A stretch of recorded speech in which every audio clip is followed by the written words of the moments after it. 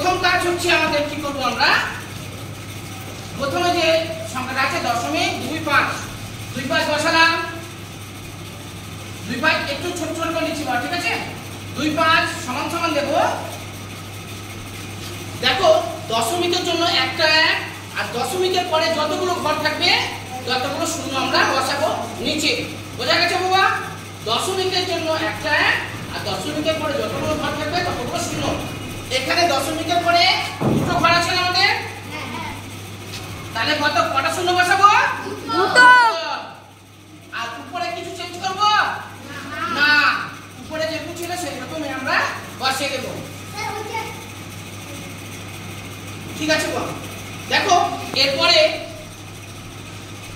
এটা যে কোনো সমস্যা দশমিকের জন্য একটা দশমিকের পরে দুটো ঘর আছে বলে আমরা দুটো শূন্য বসালাম নিচে বোঝা গেল এবার তারপরেরটা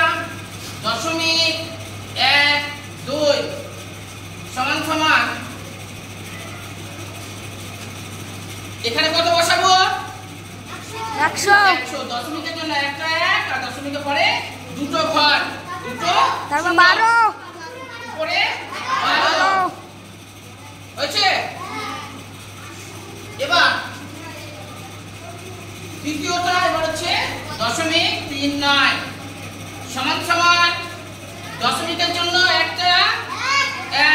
আর দুটো শূন্য শূন্য উপরে কত বসাবো 39 3 এ 9 39 হয়েছে হ্যাঁ বাবা ছোট এবার দেখো এখানে দেখো ভালো করে উপরগুলো দেখবে নিচে তো সবই একই সমান তাই না এখানে 25 অর্থাৎ 100 ভাগে 25 ভাগ এটা আমরা লিখতেও পারি অর্থাৎ করে নিই ঠিক আছে লেখার দরকার নেই এটা হচ্ছে 25 ভাগ 100 ভাগে 25 ভাগ এদিকে 100 ভাগে 25 ভাগ 100 ভাগে 12 ভাগ 100 ভাগে 39 ভাগ হয়েছে দেখো এবার আমরা তাহলে ছোট থেকে বড় সাজাই ঠিক আছে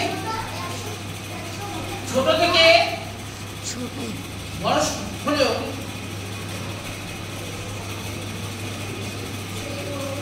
ছোট থেকে বড় হলো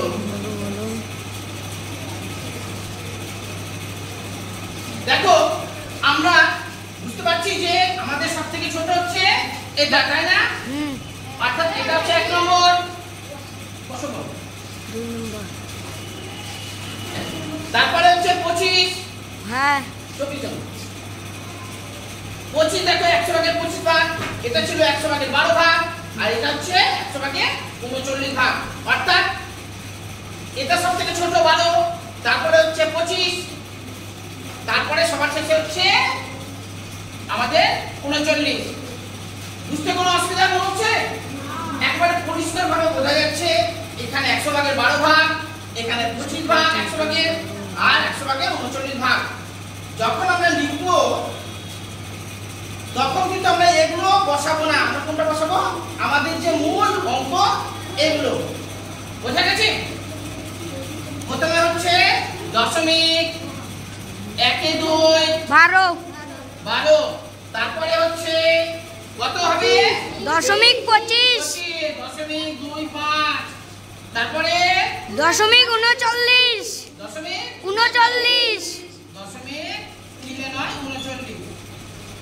হয়েছে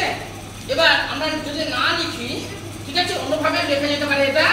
এখানে দেখো 0.12 তারপরে হচ্ছে 0.25 তারপরে হচ্ছে 0.39 বোঝা গেছে দেখো এইভাবে কিন্তু করা যেতে পারে আর এইভাবে করা যেতে পারে কারো যদি বুঝতে অসুবিধা হয় বলো বাবা একেবারে কিন্তু সোজা তাই না এটা মনে রাখবে দশমিকের জন্য আমরা একটা এক বসাবো দশমিকের পরে যতগুলো ঘর থাকবে আমরা শূন্য বসাবো নিচে আর উপরে যা সংখ্যা থাকবে যদি 2 5 থাকে 2 5 8 9 যদি থাকে 8 9 5 6 যদি থাকে 5 6 বোঝা গেছে ওখানে তো দশমিকটাকে তো আমরা তুলে দিলাম সেই জন্য শুধুমাত্র ওটা করে দিই কারো বুঝতে অসুবিধা বাবা?